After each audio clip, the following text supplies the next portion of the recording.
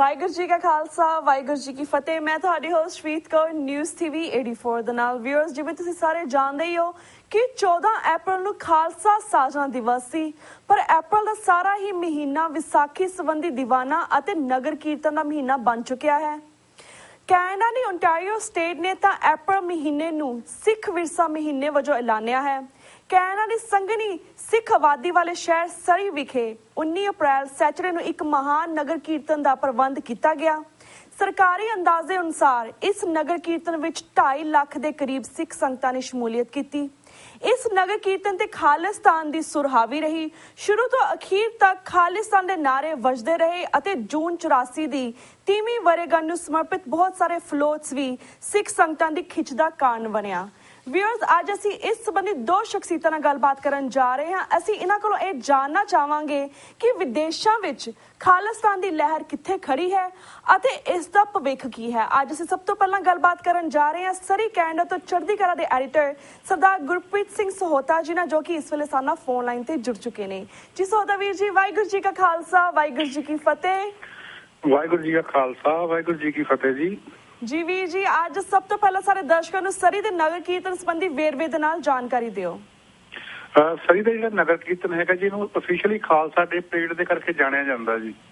ਤੇ ਇਸ ਵਾਰ ਇਹ 16ਵਾਂ ਸਾਲਾਨਾ ਨਗਰ ਕੀਰਤਨ ਜਿਹੜਾ ਉਹ ਕੱਢਿਆ ਗਿਆ ਸਰੀ ਦੇ ਵਿੱਚ, ਜਿਸ ਵਿੱਚ ਤੁਸੀਂ ਦੱਸਿਆ ਹੀ ਹੈ ਕਿ 2.5 ਲੱਖ ਦੇ ਕਰੀਬ ਜਿਹੜੀਆਂ ਸੰਗਤਾਂ ਉਹਨਾਂ ਨੇ ਸ਼ਿਰਕਤ ਕੀਤੀ। ਤੇ ਜਿਹੜੀਆਂ ਸੰਗਤਾਂ ਸੀਗੀਆਂ ਸਿਰਫ ਸਰੀ ਸ਼ਹਿਰ ਤੋਂ ਹੀ ਨਹੀਂ, ਬਲਕਿ ਜਿਹੜੇ ਲਾਗੇ ਸ਼ਹਿਰ ਹੈਗੇ ਆ ਵੈਨਕੂਵਰ, ਬਰਨਬੀ, ਐਬਸਫੋਰਡ, ਇੱਥੋਂ ਤੱਕ ਜਿਹੜੀਆਂ ਸਾਡੀਆਂ ਨੇਬਰਿੰਗ ਸਟੇਟਸ ਹੈਗੀਆਂ, ਅਲਬਰਟਾ ਜਾਂ ਅਮਰੀਕਾ ਦੇ ਸ਼ਹਿਰ ਸ਼ਟਲ ਤੱਕ ਤੋਂ ਲੋਕ, ਤੇ ਇਵਨ ਕੈਲੀਫੋਰਨੀਆ, ਟੈਕਸਸ ਤੱਕ ਤੋਂ ਲੋਕ ਜਿਹੜੇ ਹੈਗੇ ਆ ਉਹਨੂੰ ਦੇਖਣ ਆਏ, ਕਿਉਂਕਿ ਇੱਕ ਬਹੁਤ ਵੱਡੀ ਆਪਣੇ ਆਪ ਵਿੱਚ ਅਟਰੈਕਸ਼ਨ ਬਣ ਚੁੱਕਾ। ਤੇ ਸ਼ਾਇਦ ਪੰਜਾਬ ਤੋਂ ਬਾਹਰ ਇਹ ਸਭ ਤੋਂ ਵੱਡਾ ਇਕੱਠ ਹੈ ਜੋ ਸਿੱਖਾਂ ਦਾ ਹੁੰਦਾ। ਇਸ ਕਰਕੇ ਬਹੁਤ ਦੂਰੋਂ ਦੂਰੋਂ ਜਿਹੜੇ ਲੋਕ ਇਹਨੂੰ ਦੇਖਣ ਲਈ ਆਉਂਦੇ ਆ।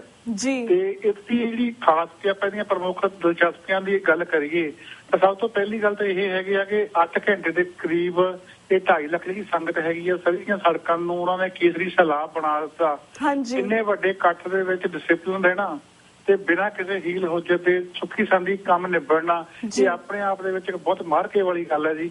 ਤੇ ਇੰਨੇ 2.5 ਲੱਖ ਦੇ ਇਕੱਠ ਨੂੰ ਖਾਣਾ ਪਿਲਾਉਣਾ, ਉਹਨਾਂ ਦੇ ਲੰਗਰ ਦਾ ਇੰਤਜ਼ਾਮ ਕਰਨਾ, ਤੇ ਉਸ ਤੋਂ ਬਾਅਦ 2 ਘੰਟਿਆਂ ਦੇ ਵਿੱਚ ਸਾਰੇ ਰੂਟ ਦੀ ਸਫਾਈ ਕਰ ਦੇਣਾ, ਇਹ ਕੋਈ ਛੋਟੀ ਜਿਹੀ ਗੱਲ ਨਹੀਂ ਹੈਗੀ। ਤੇ ਇਸ ਦੇ ਵਾਸਤੇ ਜਿਹੜੀਆਂ ਸੇਵਾਦਾਰ ਹੈਗੇ ਆ, ਸੇਵਾਦਾਰ ਦੀ ਟੀਮ ਹੈਗੀ ਆ ਪੂਰੀ, ਤੇ ਜਿਹੜੀਆਂ ਸੰਗਤਾਂ ਹੈਗੀਆਂ ਉਹ ਬਹੁਤ ਵੱਡਾ ਯੋਗਦਾਨ ਪਾਉਂਦੀਆਂ ਜੀ।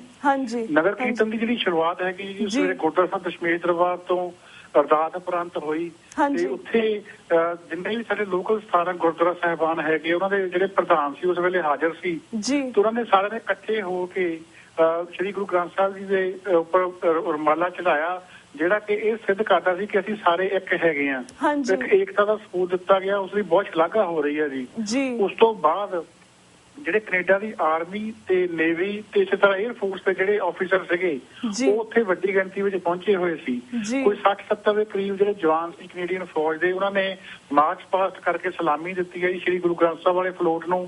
ਉਸ ਤੋਂ ਬਾਅਦ ਜਿਹੜੇ ਉਹਨਾਂ ਦੇ ਉੱਚ ਆਫੀਸਰ ਸੀਗੇ ਉਹਨਾਂ ਨੇ ਫੁੱਲ ਮਾਲਾਵਾਂ ਭੇਂਟ ਕੀਤੀਆਂ ਤੇ ਗੁਰਦੁਆਰਾ ਸਾਹਿਬ ਦੇ ਵਜ਼ੀਰ ਵੱਲੋਂ ਉਹਨਾਂ ਨੂੰ ਕਿਰਪਾਨ ਦੇ ਨਾਲ ਸਨਮਾਨਿਤ ਕੀਤਾ ਗਿਆ ਜੀ। ਤੇ ਜਿਹੜੀਆਂ ਇੱਥੇ ਵੀ ਗੱਲ ਦੱਸਣੀ ਹੈ ਕਿ ਕਿਸੇ ਵੇਲੇ ਇਹ ਸੀਗਾ ਕਿ ਨਗਰ ਕੀਰਤਨ ਦੇ ਵਿੱਚ ਮੀਡੀਆ ਨੇ ਇੰਨਾ ਕਹੂਗਾ ਬਣਾ ਦਿੱਤਾ ਸੀ ਕਿ ਇੱਥੇ ਵਿੱਚ ਹਥਿਆਰਾਂ ਵਾਲੀਆਂ ਤਸਵੀਰਾਂ ਲੱਗਦੀਆਂ, ਪਰ ਹੁਣ ਤੁਸੀਂ ਦੇਖ ਲਓ ਵੀ ਕੈਨੇਡੀਅਨ ਫੌਜ ਖੁਦ ਆਪਣੀਆਂ ਤੋਪਾਂ ਤੇ ਬਖਤਰਬੰਦ ਗੱਡੀਆਂ ਸਮੇਤ ਇਹਦੇ ਵਿੱਚ ਸ਼ਾਮਲ ਹੁੰਦੀ ਆ, ਜੋ ਕਿ ਪੂਰੇ ਮਾਣ ਵਾਲੀ ਗੱਲ ਹੈ ਜੀ। ਤੇ ਇਸ ਤੋਂ ਇਲਾਵਾ ਜਿਹੜੀ ਇਸ ਨਗਰ ਕੀਰਤਨ ਦੀ ਮੁੱਖ ਅਟਰੈਕਸ਼ਨ ਇਹ ਰਹੀ ਕਿ ਥਾਂ ਥਾਂ ਉੱਤੇ ਖਾਲਿਸਤਾਨ ਦੀਆਂ ਸਟੇਜਾਂ ਲੱਗੀਆਂ ਸੀਗੀਆਂ, ਜਿੱਥੇ ਕਿ ਸ਼ਹੀਦਾਂ ਦੀਆਂ ਤਸਵੀਰਾਂ ਸਜੋਗ ਸੀਗੀਆਂ। ਇਸ ਦੇ ਨਾਲ ਖੰਭਿਆਂ ਦੇ ਉੱਤੇ ਤੇ ਹੋਰ ਥਾਂ ਦੇ ਉੱਤੇ ਜਿਹੜੇ ਖਾਲਿਸਤਾਨ ਦੇ ਨਾਲ ਸੰਬੰਧਿਤ ਸਮੱਗਰੀ ਸੀ ਉਹ ਵੰਡੀ ਜਾ ਰਹੀ ਸੀਗੀ ਜਾਂ ਲਗਾਈ ਗਈ ਸੀਗੀ ਲੋਕਾਂ ਦੇ ਪੜ੍ਹਨ ਵਾਸਤੇ। ਜਿਹੜੀ ਮੁੱਖ ਸਟੇਜ ਹੈਗੀ ਆ ਗੁਰਦੁਆਰਾ ਸਾਹਿਬ ਦਸ਼ਮੇਸ਼ ਦਰਬਾਰ ਦੀ, ਉਸ ਤੋਂ ਇਸ ਵਾਰੀ ਸ਼ਹੀਦ ਸਰਦਾਰ ਜਸਵੰਤ ਸਿੰਘ ਖਾਲੜਾ ਦੇ ਸੁਪੁੱਤਰ ਸਰਦਾਰ ਦਮਨਜੀਤ ਸਿੰਘ ਨੂੰ ਉਚੇਚੇ ਤੌਰ ਤੇ ਸਨਮਾਨਿਤ ਕੀਤਾ ਗਿਆ ਜੀ। ਇਸ ਦੇ ਨਾਲ ਹੀ ਪ੍ਰਸਿੱਧ ਪੰਥ ਦੇ ਕਵੀਸ਼ਰ ਸਰਦਾਰ ਜੋਗਾ ਸਿੰਘ ਜੋਗੀ, ਜਿਨ੍ਹਾਂ ਨੇ ਕਿ ਆਪਣੇ ਪੁੱਤਰ ਅਤੇ ਭਾਣਜੇ ਨੂੰ ਇਸ ਲਹਿਰ ਦੇ ਵਿੱਚ ਕੁਰਬਾਨ ਕੀਤਾ, ਉਹਨਾਂ ਦਾ ਵਿਸ਼ੇਸ਼ ਸਨਮਾਨ ਕੀਤਾ ਗਿਆ ਜੀ। ਇਸ ਤੋਂ ਇਲਾਵਾ ਕੁਝ ਹੋਰ ਸਥਾਨਕ ਜਿਹੜੇ ਪਤਵੰਤੇ ਆ ਉਹਨਾਂ ਨੂੰ ਵੀ ਸਨਮਾਨਿਤ ਕੀਤਾ ਗਿਆ। ਤੇ ਸਟੇਜ ਤੋਂ ਜਿਹੜੀ ਹੈਗੀ ਆ ਸਿੱਖਾਂ ਦੇ ਯਾਦ ਘਰ ਘਾਟ ਦੀ ਗੱਲ ਜਿਹੜੀ ਪੂਰੀ ਠੋਕ ਵਜਾ ਕੇ ਹੋਈ ਤੇ ਖਾਲਿਸਤਾਨ ਦੇ ਨਿਆਰੇ ਵੀ ਗੁੰਜਾਏ ਗਏ ਜੀ। ਤੇ ਪੁਲਿਸ ਵੀ ਬਹੁਤ ਹੈਰਾਨ ਸੀ ਕਿ ਇੰਨਾ ਵੱਡਾ ਇਕੱਠ ਹੋਵੇ ਤੇ ਇੰਨੇ ਡਿਸਿਪਲਿਨ ਦੇ ਵਿੱਚ ਇੰਨੇ ਘੰਟੇ ਸੜਕਾਂ ਤੇ ਰਵੇ ਤੇ ਕੋਈ ਵੀ ਜਿਹੜੀ ਹੈਗੀ ਆ ਕੋਈ ਇਹੋ ਜਿਹੀ ਕਾਰਵਾਈ ਨਾ ਹੋਵੇ। ਆਪਣੇ ਆਪ ਦੇ ਵਿੱਚ ਉਹਨਾਂ ਨੇ ਜਿਹੜੀ ਕਿ ਇੱਕ ਬਹੁਤ ਵੱਡੀ ਵਧਾਈ ਵਾਲੀ ਗੱਲ ਕਹੀ ਹੈ। ਤੇ ਇਸ ਤੋਂ ਇਲਾਵਾ ਜਿੰਨੇ ਵੀ ਸਾਡੇ ਰਾਜਨੀਤਿਕ ਲੋਕ ਸੀਗੇ ਇੱਥੇ ਦੇ, ਚਾਹੇ ਉਹ ਸ਼ਹਿਰ ਦੇ ਕੌਂਸਲਰ ਸੀ, ਮੇਅਰ ਸੀ, ਜਾਂ ਸਾਡੇ MLA ਸੀਗੇ, ਤੇ ਜਾਂ ਸਾਡੇ MP ਸੀ ਜਾਂ ਸੈਨੇਟਰ ਸੀ, ਉਹ ਵੱਡੀ ਗਿਣਤੀ ਦੇ ਵਿੱਚ ਮੁੱਖ ਮੰਤਰੀ ਸਮੇਤ ਇਸ ਪਰੇਡ ਵਿੱਚ ਸ਼ਾਮਲ ਹੋਏ ਜੀ ਤੇ ਲੋਕਾਂ ਦੇ ਨਾਲ ਪੰਜਾਬੀ ਪਹਿਰਾਵਾ ਪਾ ਕੇ ਮਿਲਦੇ ਗਿਲਦੇ ਨਜ਼ਰ ਆਏ ਜੀ। ਤੇ ਬਾਕੀ ਇਸ ਦੇ ਹੋਰ ਵੀ ਬਹੁਤ ਸਾਰੇ ਫਲੋਟ ਸਜਾਏ ਗਏ ਸੀਗੇ, ਜਿਹਦੇ ਵਿੱਚ ਕਿ ਬੱਚਿਆਂ ਦੇ ਸਕੂਲਾਂ ਦੇ ਫਲੋਟ, ਗੱਤਕੇ ਵਾਲੇ ਫਲੋਟ, ਇਸ ਤੋਂ ਇਲਾਵਾ ਇੱਕ ਹੋਰ ਫਲੋਟ ਸਜਾਇਆ ਗਿਆ ਸੀ ਸਥਾਨਕ ਮਮਤਾ ਫਾਊਂਡੇਸ਼ਨ ਵੱਲੋਂ, ਜਿਹਦੇ ਵਿੱਚ ਕਿ ਭਰੂਣ ਹੱਤਿਆ ਦੇ ਖਿਲਾਫ ਸੁਨੇਹਾ ਦਿੱਤਾ ਗਿਆ ਸੀਗਾ। ਤੇ ਉਸ ਸੁਨੇਹੇ ਦੇ ਵਿੱਚ ਇਹੀ ਕਿਹਾ ਗਿਆ ਸੀਗਾ ਕਿ ਜੇ ਧੀਆਂ ਨੂੰ ਮਰਵਾਓਗੇ ਤਾਂ ਮੁੰਡੇ ਕਿੱਥੇ ਵਿਆਹੋਗੇ। ਉਹ ਬਹੁਤ ਬੜੀ ਹੱਦ ਤੱਕ ਜਿਹੜਾ ਇੱਕ ਸੁਨੇਹਾ ਦੇਣ ਵਿੱਚ ਕਾਮਯਾਬ ਰਿਹਾ, ਕਿਉਂਕਿ ਕੈਨੇਡਾ ਅਮਰੀਕਾ ਦੇ ਵਿੱਚ ਇਹ ਬੁਰਾਈ ਸਾਡੇ ਨਾਲ ਹੀ ਆ ਗਈ ਹੈ ਜੀ ਪੰਜਾਬ ਤੋਂ। ਬਹੁਤ ਸਾਰੇ ਲੋਕ ਹੈਗੇ ਆ ਜਿਹੜੇ ਇੱਥੋਂ ਜਾ ਕੇ ਅਮਰੀਕਾ ਦੇ ਵਿੱਚ ਜਾਂ ਇੰਡੀਆ ਦੇ ਵਿੱਚ ਜਾ ਕੇ ਅਬੋਰਸ਼ਨ ਕਰਵਾਉਂਦੇ ਆ, ਤੇ ਹਾਲਾਂਕਿ ਕੈਨੇਡਾ ਦੇ ਵਿੱਚ ਇਹ ਗੈਰ ਕਾਨੂੰਨੀ ਆ। ਇਸ ਕਰਕੇ ਲੋਕਾਂ ਨੂੰ ਇੱਕ ਜਾਗਰੂਕ ਕਰਨ ਦਾ ਇਹ ਬਹੁਤ ਵਧੀਆ ਉਪਰਾਲਾ ਹੋ ਨਿਬੜਿਆ ਜੀ। ਤੇ ਇਸ ਤੋਂ ਇਲਾਵਾ ਜਿਹੜੀ ਹੈਗੀ ਆ ਵੱਖ-ਵੱਖ ਰਾਗੀਆਂ ਢਾਡੀਆਂ ਨੇ ਪੰਜਾਬ ਤੋਂ ਆਏ ਹੋਏ ਸੀ, ਉਹਨਾਂ ਨੇ ਰੰਗ ਬੰਨ੍ਹੀ ਰੱਖਿਆ। ਜਿਹੜਾ ਪੂਰਾ ਸਰੀ ਸ਼ਹਿਰ ਸੀ ਜੀ, ਉਹ ਇੱਕ ਤਰ੍ਹਾਂ ਦੇ ਨਾਲ ਕੇਸਰੀ ਰੰਗ ਵਿੱਚ ਰੰਗਿਆ ਹੋਇਆ ਸੀ। ਸਾਰਾ ਸਾਲ ਸੰਗਤਾਂ ਉਡੀਕ ਕਰਦੀਆਂ ਇਸ ਦਿਨ ਦੀਆਂ, ਤੇ ਇਹ ਦਿਨ ਬਹੁਤ ਹੀ ਸੁੱਖ ਸਵੀਲੀ ਤੇ ਬਹੁਤ ਹੀ ਉਤਸ਼ਾਹ ਦੇ ਨਾਲ ਮਨਾਇਆ ਗਿਆ। ਹਾਂਜੀ ਤੇ ਵੀਰ ਜੀ ਤੁਸੀਂ ਬਹੁਤ ਚੰਗੀ ਤਰ੍ਹਾਂ ਸਾਰਾ ਵੇਰਵਾ ਦਿੱਤਾ ਇਸ ਪਰੇਡ ਦਾ। ਅਸੀਂ ਇਹ ਵੀ ਜਾਣਨਾ ਚਾਹਾਂਗੇ ਕਿ ਇਸ ਪਰੇਡ ਦੇ ਵਿੱਚ ਕਿਆ ਸਿਰਫ ਸਾਡੇ ਬਜ਼ੁਰਗ ਤਾਂ ਔਰਤਾਂ ਹੀ ਸੀ ਕਿ ਸਾਰੀ ਯੰਗ ਜਨਰੇਸ਼ਨ ਦੀ ਕੀ ਸ਼ਮੂਲੀਅਤ ਸੀ ਇਸ ਪਰੇਡ ਦੇ ਵਿੱਚ? ਇਹਦੇ ਵਿੱਚ ਜੀ ਕਹਿ ਲਓ ਤੁਸੀਂ 6 ਮਹੀਨਿਆਂ ਦੇ ਬੱਚਿਆਂ ਤੋਂ ਲੈ ਕੇ 100 ਸਾਲ ਦੇ ਬਜ਼ੁਰਗ ਤੱਕ ਸਭ ਤਰ੍ਹਾਂ ਦੀ ਸ਼ਮੂਲੀਅਤ ਸੀ। ਇੱਥੋਂ ਤੱਕ ਕਿ ਜਿਹੜੇ ਬਜ਼ੁਰਗ ਤੁਰ ਨਹੀਂ ਸਕਦੇ, ਉਹਨਾਂ ਦੇ ਘਰ ਵਾਲੇ ਪਰਿਵਾਰਕ ਮੈਂਬਰ ਉਹਨਾਂ ਨੂੰ ਵੀਲ ਚੇਅਰ ਦੇ ਵਿੱਚ ਲੈ ਕੇ ਆਏ ਹੋਏ ਸੀ। ਬਹੁਤ ਸਾਰੇ ਬਜ਼ੁਰਗ ਜਿਹੇ ਦੇਖੇ ਗਏ, ਜਿੱਥੇ ਬੱਚੇ ਸਟੂਲਾਂ ਦੇ ਵਿੱਚ ਸੀਗੇ ਤੇ ਉੱਥੇ ਜਿਹੜੇ ਬਜ਼ੁਰਗ ਸੀਗੇ ਉਹ ਵੀਲ ਚੇਅਰਾਂ ਦੇ ਵਿੱਚ, ਕਿਉਂਕਿ ਹਰ ਕੋਈ ਇਨਸਾਨ ਚਾਹੁੰਦਾ ਕਿ ਮੈਂ ਸਰੀ ਦੀ ਪਰੇਡ ਜਿਹੜੀ ਉਹ ਮਿਸ ਨਾ ਕਰਾਂ। ਤੇ ਆਉਣ ਵਾਲੇ ਦਿਨਾਂ ਵਿੱਚ ਵੀ ਇਹੀ ਦੇਖਿਆ ਕਿ ਅਗਲੇ ਸਾਲਾਂ ਦੇ ਵਿੱਚ ਵੀ ਕਿ ਬਹੁਤ ਸਾਰੇ ਲੋਕ ਜਿਹੜੇ ਮਿਸ ਕਰ ਗਏ, ਉਹ ਈਮੇਲ ਰਾਹੀਂ ਜਾਂ ਫੇਸਬੁੱਕ ਰਾਹੀਂ ਇਹ ਗਿਲਾ ਜ਼ਾਹਰ ਕਰ ਰਹੇ ਕਿ ਅਸੀਂ ਕਿਸੇ ਨਾ ਕਿਸੇ ਤਰ੍ਹਾਂ ਰਹਿ ਗਏ।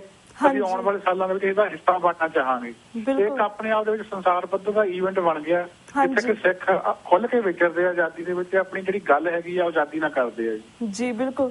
ਤੇ ਵੀ ਅਸੀਂ ਇਹ ਵੀ ਜਾਣਨਾ ਚਾਹਾਂਗੇ ਜਿਸ ਤਰ੍ਹਾਂ ਕੈਨੇਡੀਅਨ ਔਰ ਭਾਰਤੀ ਮੀਡੀਆ ਵਿੱਚ ਇਸ ਨਗਰ ਕੀਰਤਨ ਦੀ ਰਿਪੋਰਟਿੰਗ ਨੂੰ ਕਿੰਨੀ ਕੁ ਅਹਿਮੀਅਤ ਦਿੱਤੀ ਗਈ ਸੀ? ਜਿੱਥੋਂ ਤੱਕ ਭਾਰਤੀ ਮੀਡੀਆ ਦੀ ਗੱਲ ਹੈਗੀ ਆ, ਜਿੰਨੇ ਵੀ ਇੰਡੀਆ ਦੇ ਜਾਂ ਪੰਜਾਬ ਦੇ ਮੁੱਖ ਅਖਬਾਰ ਹੈਗੇ ਆ ਉਹਨਾਂ ਦੇ ਵਿੱਚ ਕੁਝ ਦੇ ਵਿੱਚ ਫਰੰਟ ਪੇਜ ਦੇ ਉੱਤੇ ਤੇ ਕੁਝ ਦੇ ਵਿੱਚ ਅੰਦਰ ਬਹੁਤ ਵਧੀਆ ਦੀ ਕਵਰੇਜ ਹੋਈ ਆ। ਤੇ ਜੇ ਗੱਲ ਕਰੀਏ ਕੈਨੇਡੀਅਨ ਮੀਡੀਆ ਦੀ, ਤਾਂ ਮੇਨ ਸਟ੍ਰੀਮ ਮੀਡੀਆ ਨੇ ਨਗਰ ਕੀਰਤਨ ਤੋਂ ਪਹਿਲਾਂ ਵੀ 3-4 ਦਿਨ ਸ਼ੁਰੂ ਕਰ ਦਿੱਤੀ ਸੀ ਕਵਰੇਜ। ਉਸ ਤੋਂ ਬਾਅਦ ਵਿੱਚ ਹਾਲੇ ਤੱਕ ਜਾਰੀ ਹੈ ਜੀ ਕਵਰੇਜ ਦੇ ਵੱਖ-ਵੱਖ ਪਹਿਲੂ ਲੈ ਕੇ ਇਸ ਨੂੰ ਦਿਖਾਇਆ ਜਾ ਰਿਹਾ ਤੇ ਬਹੁਤ ਵਧੀਆ ਕਵਰੇਜ ਕੀਤੀ ਗਈ ਹੈ ਜੀ। ਤੇ ਵੀਰ ਜੀ ਜਿਵੇਂ ਅਕਸਰ ਭਾਰਤ ਪੱਖੀ ਮੀਡੀਆ ਤੇ ਲੋਕਾਂ ਵੱਲੋਂ ਇਹ ਦਾਅਵਾ ਕੀਤਾ ਜਾਂਦਾ ਹੈ ਕਿ ਹੁਣ ਸਿਰਫ ਮੁੱਠੀ ਭਰ ਲੋਕ ਹੀ ਖਾਲਿਸਤਾਨ ਦੀ ਮੰਗ ਕਰਦੇ ਹਨ, ਜਿਨ੍ਹਾਂ ਨੇ ਆਪਣੀ ਦੁਕਾਨਦਾਰੀ ਚਲਾਣੀ ਹੋਈ ਹੈ। ਇਸ ਕਿਸਮ ਦੇ ਇਕੱਠਾਂ ਵਿੱਚ ਜਦੋਂ ਲੱਖਾਂ ਲੋਕ ਖਾਲਿਸਤਾਨ ਦੀ ਹਿਮਾਇਤ ਵਿੱਚ ਨਿੱਤਰਦੇ ਹਨ ਤਾਂ ਇਹਨਾਂ ਲੋਕਾਂ ਨੂੰ ਕੋਈ ਸ਼ਰਮ ਆਉਂਦੀ ਹੈ ਜਿਹੜੇ ਇਸ ਤਰ੍ਹਾਂ ਦੀਆਂ ਗੱਲਾਂ ਕਰਦੇ ਹਨ? ਇਸ ਬਾਰੇ ਵੀ ਥੋੜਾ ਬਹੁਤ ਆਪਣੇ ਵਿਚਾਰ ਸਾਂਝੇ ਕਰੋ। ਅਸਲ ਦੇ ਵਿੱਚ ਕਿਸੇ ਕੋਲ ਵੀ ਇਸ ਗੱਲ ਦਾ ਮੀਟਰ ਹੈ ਨਹੀਂਗਾ ਕਿ ਲੋਕ ਕੀ ਚਾਹੁੰਦੇ ਆ ਜੀ। ਲੋਕ ਬਦਲਾਅ ਚਾਹੁੰਦੇ ਆ, ਲੋਕ ਅੱਕੇ ਹੋਏ ਆ ਜਿਹੜਾ ਭ੍ਰਿਸ਼ਟ ਨਿਜ਼ਾਮ ਹੈਗਾ ਜਾਂ ਜੋ ਉੱਥੇ ਜ਼ੁਲਮ ਸਿਤਮ ਹੋਇਆ। ਪਰ ਨਲਾਇਕੀ ਸਾਡੇ ਆਪਣੇ ਵਿੱਚ ਹੈਗੀ ਆ ਕਿ ਸਾਡੇ ਕੋਲ ਲੀਡਰਸ਼ਿਪ ਦੀ ਘਾਟ ਰਹੀ ਆ। ਜਿਹੜੀ ਸਾਡੀ ਲੀਡਰਸ਼ਿਪ ਹੈਗੀ ਆ, ਜਦੋਂ ਵੀ ਲੀਡਰਸ਼ਿਪ ਦਿਖਾਉਣ ਦਾ ਮੌਕਾ ਆਇਆ ਉਹ ਫੇਲ ਰਹੀ ਆ ਤੇ ਲੋਕਾਂ ਨੇ ਨੁਕਸਾਨ ਵੀ ਝੱਲਿਆ, ਲੋਕਾਂ ਨੇ ਆਪਣੀ ਕੁਰਬਾਨੀਆਂ ਵੀ ਕੀਤੀਆਂ। ਪਰ ਮੈਂ ਕਹਾਂਗਾ ਕਿ ਆਪਣੀ ਨਲਾਇਕ ਲੀਡਰਸ਼ਿਪ ਹੋਣ ਕਾਰਨ ਕੋਈ ਪ੍ਰਾਪਤੀ ਦੀ ਹੋ ਨਹੀਂ ਸਕੀ ਜਿੰਨੀਆਂ ਕਿ ਕੁਰਬਾਨੀਆਂ ਹੈਗੀਆਂ। ਲੋਕ ਪਹਿਲਾਂ ਵੀ ਖੜੇ ਸੀਗੇ, ਲੋਕ ਹੁਣ ਵੀ ਖੜੇ ਆ, ਪਰ ਕੋਈ ਯੋਗ ਲੀਡਰਸ਼ਿਪ ਨਹੀਂ ਮਿਲ ਰਹੀ ਜੀ। ਤੇ ਵੀ ਜੀ ਥੋੜੇ ਸਰਕ ਟਾਈਮ 3-4 ਮਿੰਟ ਰਹਿ ਗਏ, ਅਸੀਂ ਵੀ ਜਾਣਨਾ ਚਾਹਾਂਗੇ ਤੁਸੀਂ ਵਿਦੇਸ਼ਾਂ ਵਿੱਚ ਅਤੇ ਪੰਜਾਬ ਵਿੱਚ ਖਾਲਿਸਤਾਨ ਦੀ ਕਾਇਮੀ ਦੀ ਲਹਿਰ ਦਾ ਕੀ ਭਵਿੱਖ ਵੇਖਦੇ ਹੋ? ਮੇਰੇ ਖਿਆਲ ਵਿੱਚ ਜੋ ਮੈਂ ਗੱਲ ਕਹਿ ਕੇ ਹਟਿਆ ਜੀ, ਭਵਿੱਖ ਤਾਂ ਹੀ ਹੈ। ਲੋਕ ਉੱਥੇ ਖੜੇ ਹੈ ਕਿ ਲੋਕ ਚਾਹੁੰਦੇ ਹੈ ਕਿ ਜਿਹੜੇ ਧੱਕੇ ਹੋਏ ਆ ਪੰਜਾਬ ਦੇ ਨਾਲ ਉਹਨਾਂ ਦਾ ਇਨਸਾਫ ਮਿਲੇ, ਜਾਂ ਜੋ ਪੰਜਾਬ ਦੇ ਨਾਲ ਵਿਤਕਰੇ ਹੋਏ ਆ ਉਹਨਾਂ ਦਾ ਇਨਸਾਫ ਮਿਲੇ। ਪਰ ਲੋਕਾਂ ਨੇ ਇੰਨੀ ਕੁ ਕੁੱਟ ਸਹੀ ਆ, ਇੰਨੀਆਂ ਕੁ ਕੁਰਬਾਨੀਆਂ ਕੀਤੀਆਂ, ਇੰਨੇ ਕੁ ਨੁਕਸਾਨ ਝੱਲੇ ਆ ਕਿ ਉਹ ਡਰੇ ਹੋਏ ਆ ਉਸ ਮਾਹੌਲ ਤੋਂ। ਪਰ ਜਿਹੜੀ ਲੀਡਰਸ਼ਿਪ ਜਿਹਨੇ ਕਿਸ ਸਭ ਨੂੰ ਇੰਨੀਆਂ ਕੁਰਬਾਨੀਆਂ ਕਰਾ ਕੇ ਤੇ ਇਸ ਸਭ ਨੂੰ ਕੈਸ਼ ਕਰਨਾ ਸੀਗਾ ਜਾਂ ਕਿਸੇ ਨਤੀਜੇ ਤੇ ਪਹੁੰਚਾਉਣਾ ਸੀ, ਉਹਦੇ ਕੋਲ ਕੁਝ ਹੋਇਆ ਨਹੀਂ। ਤੇ ਜੋ ਹੈਗਾ ਆਪਣੇ ਸਾਹਮਣੇ ਹੈ ਕਿ ਜੇ ਸਾਡੀਆਂ ਜਥੇਬੰਦੀਆਂ ਜਿਹਨਾਂ ਕਿ ਕਹਿੰਦੀਆਂ ਕਿ ਅਸੀਂ ਖਾਲਿਸਤਾਨ ਦੇ ਨਿਸ਼ਾਨੇ ਲਈ ਤੁਰੀਆਂ ਹੋਈਆਂ, ਪਰ ਇਹਨਾਂ ਦਾ ਆਪਸ ਵਿੱਚ ਇਤਫਾਕ ਕੋਈ ਨਹੀਂ, ਇੱਕ ਦੂਜੇ ਦੀਆਂ ਲੱਤਾਂ ਵੱਢਦੇ ਆ। ਮੌਜੂਦਾ ਚੋਣਾਂ ਦੇ ਵਿੱਚ ਤੁਸੀਂ ਦੇਖ ਲਓ, ਲੋਕ ਸਭਾ ਚੋਣਾਂ ਦੇ ਵਿੱਚ ਪੰਜਾਬ ਦੇ ਜਿਹੜੇ ਪੰਥਕ ਮੁੱਦੇ ਹੈਗੇ ਆ ਜਾਂ ਜਿਹੜੇ ਪੰਜਾਬ ਦੀਆਂ ਰਵਾਇਤੀ ਮੰਗਾਂ ਹੈਗੀਆਂ ਪੂਰੀ ਤਰ੍ਹਾਂ ਜਿਹੜੀਆਂ ਗਾਇਬ ਨੇ ਜੀ। ਕੋਈ ਵੀ ਪਾਰਟੀ ਜਿਹੜੀ ਹੈਗੀ ਆ ਉਹ ਇਸ ਦੀ ਗੱਲ ਨਹੀਂ ਕਰ ਰਹੀ। ਉਹਦਾ ਰੀਜ਼ਨ ਇਹੀ ਆ ਕਿ ਜਿਹੜੀਆਂ ਸਾਡੀਆਂ ਪੰਥਕ ਜਥੇਬੰਦੀਆਂ ਜਾਂ ਜਿਹੜੀਆਂ ਪੰਜਾਬ ਦੇ ਹੱਕਾਂ ਦੀ ਗੱਲ ਕਰਨ ਵਾਲੀਆਂ ਜਥੇਬੰਦੀਆਂ ਜੀ ਉਹ ਇਸ ਕਾਮਯਾਬ ਹੀ ਨਹੀਂ ਹੋ ਸਕੀਆਂ ਲੋਕਾਂ ਨੂੰ ਮਗਰ ਲਾਉਣ ਜਾਂ ਆਪਣੀ ਗੱਲ ਸਾਬਤ ਕਰਨ ਲਈ। ਤੇ ਜਿਹੜੇ ਮੁੱਦੇ ਹੈਗੇ ਆ ਉਹ ਆਮ ਜਿਹੜੀਆਂ ਉਹਨਾਂ ਕੋਈ ਮੁੱਦੇ ਨਹੀਂ ਰਹੇ। ਇੱਕ ਵਿਕਾਸ ਵਿਕਾਸ ਵਿਕਾਸ ਕਹਿ ਕੇ ਲੋਕਾਂ ਨੂੰ ਉੱਲੂ ਬਣਾਇਆ ਜਾ ਰਿਹਾ ਜੀ। ਹਾਂਜੀ ਜੀ ਬਿਲਕੁਲ। ਤੇ ਵੀਰ ਜੀ ਜਿਸ ਤਰ੍ਹਾਂ ਅਸੀਂ ਪਹਿਲਾਂ ਗੱਲ ਕੀਤੀ ਸਾਡਾ ਹੁਣ ਵਕਤ ਸਮਾਪਤੀ ਵੱਲ ਜਾ ਰਿਹਾ। ਅਸੀਂ ਤੁਹਾਡੇ ਕੋਲ ਇੱਥੇ ਇਜਾਜ਼ਤ ਲੈਣੇ। ਤੁਹਾਡਾ ਬਹੁਤ ਬਹੁਤ ਸ਼ੁਕਰੀਆ ਕਿ ਤੁਸੀਂ ਸਾਨੂੰ ਇਸ ਸਿੱਖ ਡੇ ਪਰੇਡ ਦਾ ਪੂਰਾ ਵੇਰਵਾ ਦਿੱਤਾ। ਇਸੇ ਤਰ੍ਹਾਂ ਸਮੇਂ-ਸਮੇਂ ਤੁਹਾਡੇ ਇਸ ਵਿਚਾਰ ਜਾਣਦੇ ਰਵਾਂਗੇ। ਤੁਹਾਡੇ ਕੋਲ ਹੋਰ ਵੀ ਇਸੇ ਤਰ੍ਹਾਂ ਦੇ ਸੈਮੀਨਾਰਸ ਵਗੈਰਾ ਜਾ ਕੇ ਹੁੰਦੇ ਆ ਪਰੇਡਸ ਹੁੰਦੀਆਂ ਉਹਨਾਂ ਦੇ ਅਸੀਂ ਅਪਡੇਟ ਲੈਂਦੇ ਰਵਾਂਗੇ। ਪਰ ਤਦ ਤੱਕ ਲਈ ਵਾਹਿਗੁਰੂ ਜੀ ਕਾ ਖਾਲਸਾ ਵਾਹਿਗੁਰੂ ਜੀ ਕੀ ਫਤਿਹ। Viewers, वक्त हो गया एक छोटे से ब्रेक तक। Keep watching News TV 84 The Now. We'll be right back after a short break.